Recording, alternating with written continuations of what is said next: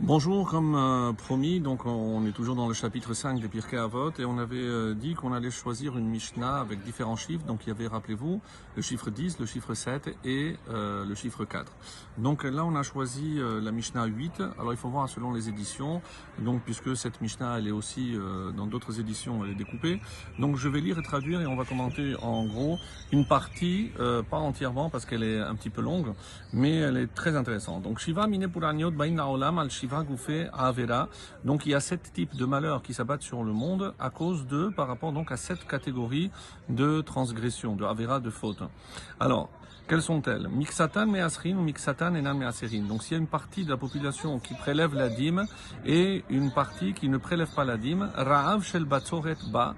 À ce moment-là, il y a une famine donc qui est la conséquence donc d'une sécheresse. Ou pourquoi on explique parce qu'il y aura la pluie dans certaines parties, la pluie dans des parties qui elle ne tombera pas, et c'est pour ça que certains vont manger et d'autres n'en vont pas manger.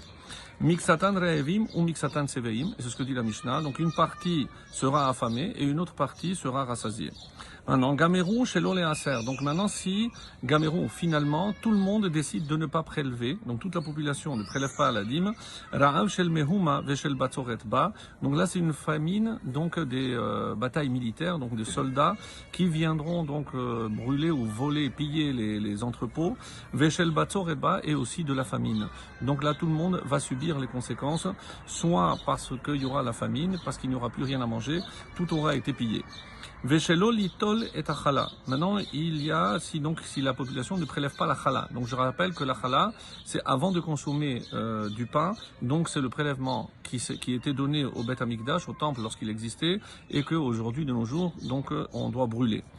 Ra'av shel kelayaba, à ce moment-là, donc c'est une famine de désolation, d'extermination, kelayaba'a, qui survient.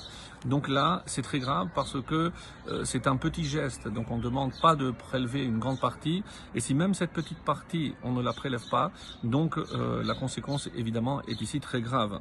Dever bala olam, et ici maintenant, Dever, donc c'est la peste, ça peut être aussi une épidémie, donc ou la maladie pour certains. Pourquoi on prend Dever comme la peste? Parce qu'il n'y a pas de remède. Donc une maladie où il n'y a pas de remède est appelée par nos sages Dever. Bala olam, elle survient dans le monde, donc sur quelle faute? Al mitot amurot batora. Concernant donc les peines de mort, mitot, les peines de mort qui sont explicitées dans la Torah, chez l'eau nimselu le beddin, qui ne sont pas appliquées rigoureusement par le beddin, le tribunal. Donc ce sont les peines de mort que le tribunal, lorsque le temple existait, devait exécuter, qu'il ne faisait pas. Donc il n'y a pas de justice. Ve'al perot shevi'it, et là, plus étonnant, et aussi à cause des fruits de la 7e année. Donc lorsque on ne respecte pas la 7e année, comme on verra évidemment dans la paracha de cette semaine, donc on parle ici de la mitzvah de Shemitah. Et enfin on termine, Cherev, le glaive, littéralement ici la guerre, Ba'ala olam, ala inouï hadin. Donc pourquoi il y a la guerre qui vient dans le monde? Ala inouï hadin, lorsque on retient le din. Inouï, c'est une rétention. Donc on n'applique pas la justice. On sait qui est le coupable, mais on ne veut pas le rendre coupable, pour des raisons qui évidemment relèvent de l'intérêt. Ou alors sur la corruption. Donc là, c'est pire, peut-être, parce qu'on va accuser l'innocent et on va innocenter le coupable. Et c'est d'après ce découpage, donc la Mishnah se termine. Et pour ceux qui n'enseignent pas la Torah conformément à la halacha, donc c'est très grave, puisqu'ils ne respectent pas donc les enseignements que nous avons reçus au Sinaï à travers Moshe Rabbeinu. Donc, comme je vous avais dit, donc c'est une Mishnah très longue. Donc on va juste s'attarder sur quelques termes. Ici, on parle de Goufé Averot. Donc, on a traduit ça par des fautes importantes. Alors, évidemment, on verra à la fin que les fautes importantes, on les connaît. Les 3 pour lesquelles on doit transgresser et ne pas... oui, pour ne pas se laisser tuer, c'est ça. Et on rajoute aussi sur la 7e année. Donc, on a mis la 7e année au même titre que les autres. Alors, ici, pourquoi on appelle ça Goufé? Littéralement, c'est le corps de Averot. Parce que, selon le Zohar, chaque fois qu'un juif transgresse, il crée une entité, un malach, une entité céleste, malfaisante, donc qui viendra soit au moment du jugement, soit c'est à cause de cela que ils viendront pourront accuser cette personne le moment venu.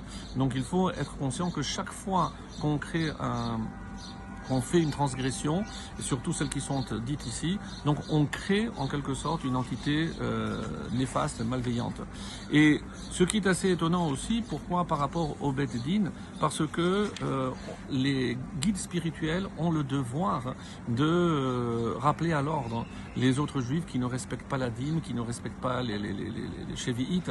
Et à ce moment-là, donc lorsqu'il y aura une maladie, ce seront uniquement les fauteurs qui seront punis. Mais si les chefs spirituels se taisent et laissent faire, donc eux aussi subiront, et c'est pour ça qu'on dit que à ce moment-là, Dever, donc cette maladie sans remède, frappera tout un chacun.